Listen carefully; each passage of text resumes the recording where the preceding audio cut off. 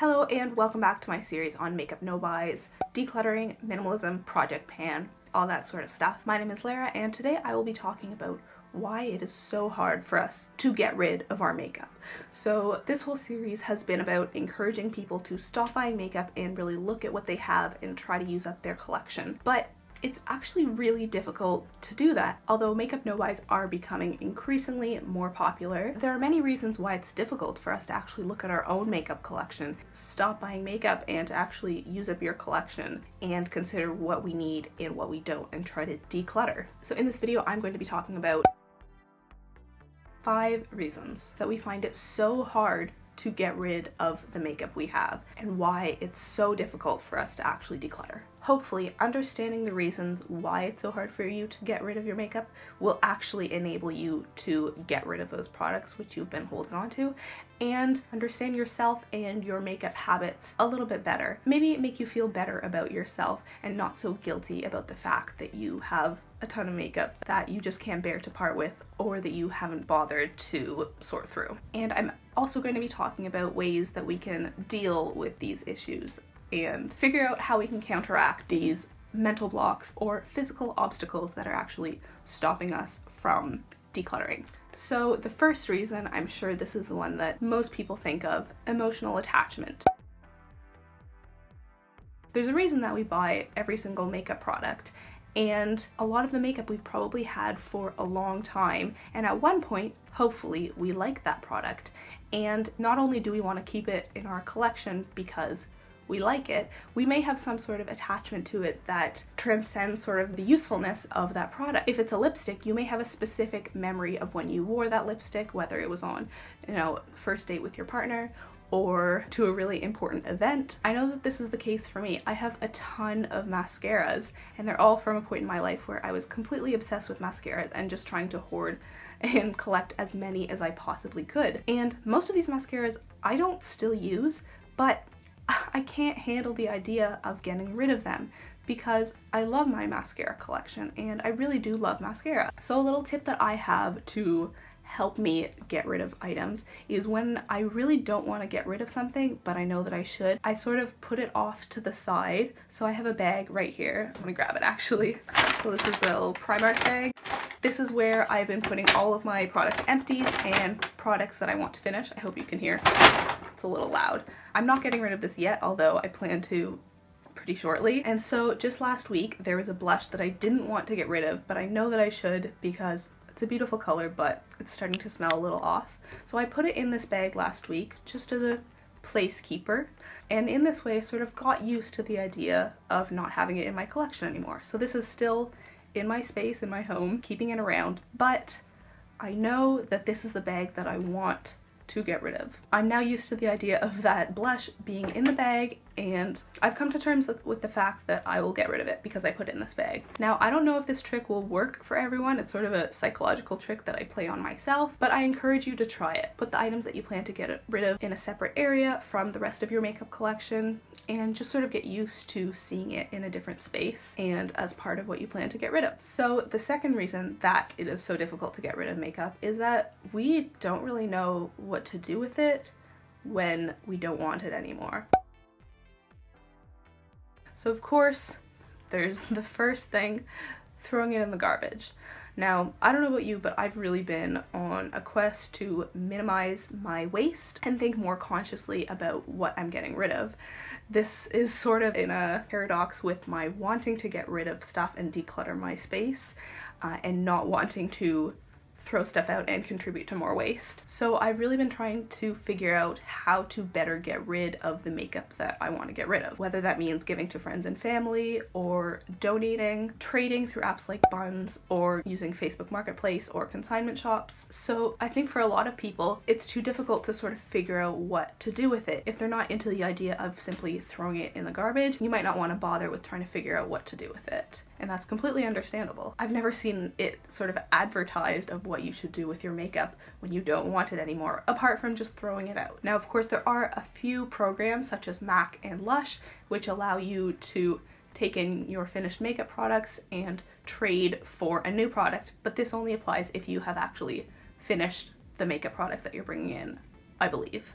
So naturally, the only tip for this is figure out how to get rid of makeup. This will take quite a bit of time, so thinking about whether you want to give it to friends and family or donate or trade, you will have to spend some time thinking about each item, but I do have some videos coming out talking about how you can get rid of makeup, so definitely check those out or do a quick Google search to figure out what is the best thing for you to do, and hopefully my videos will make it a little easier and a little simpler to get rid of these makeup products. Hopefully your excuse for not getting rid of these makeup products will be gone. Number 3 is guilt. I deal with this a lot because I have a ton of makeup products that realistically I'm never going to get through. It's just not going to happen. They're going to expire or I'm going to grow bored of them before I'm able to use them up. And I feel bad about that fact. I feel bad about the fact that I bought so much makeup that I can't possibly finish it all. And the fact that somebody else could use these products or that I shouldn't have bought it in the first place, that kind of weighs on me.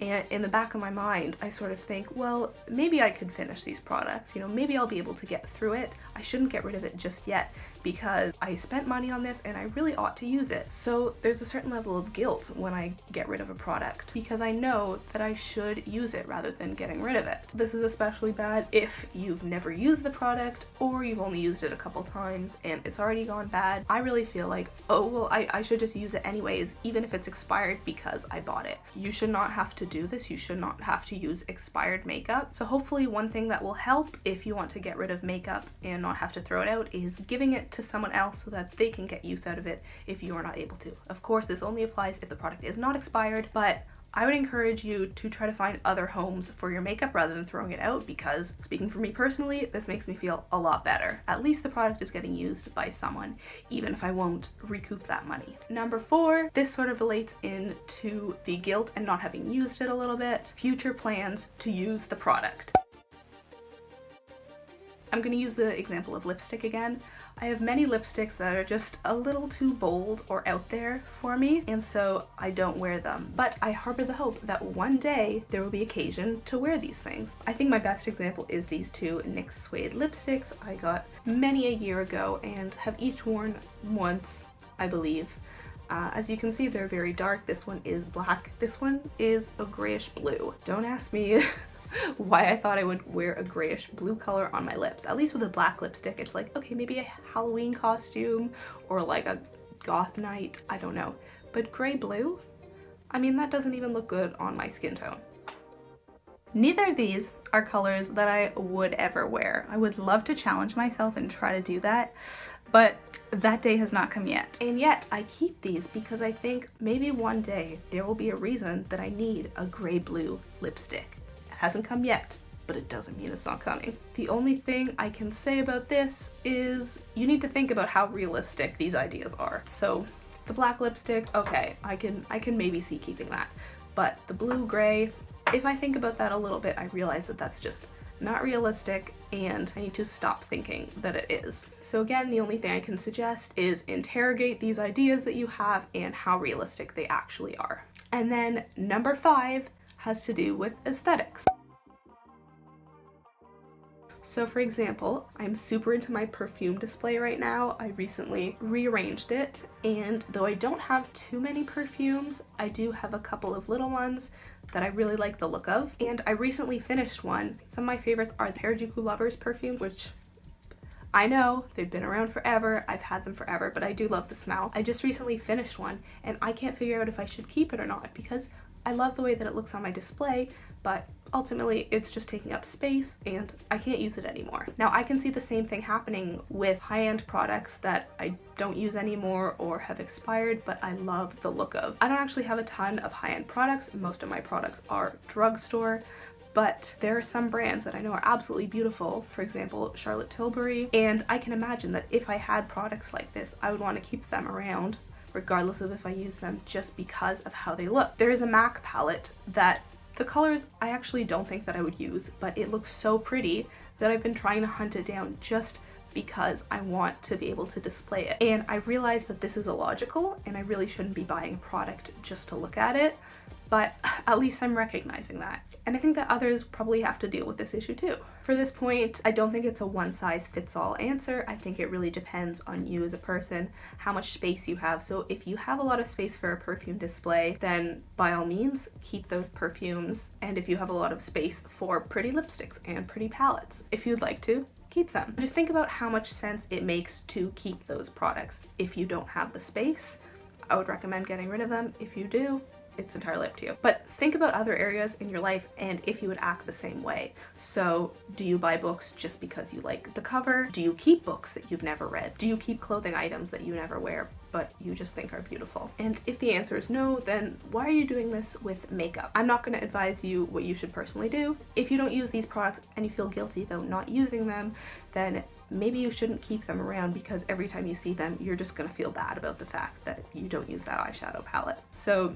think about what works for you and if it really makes sense. So that was it for this video. Those are my 5 reasons that it's so hard for us to get rid of makeup. I'm sure there's more, but these are the ones that for me affect me most profoundly. I would love to hear your thoughts, and if I'm the only one who feels this way about these tips, or if they really resonated with you, I would love to know that I helped in some way.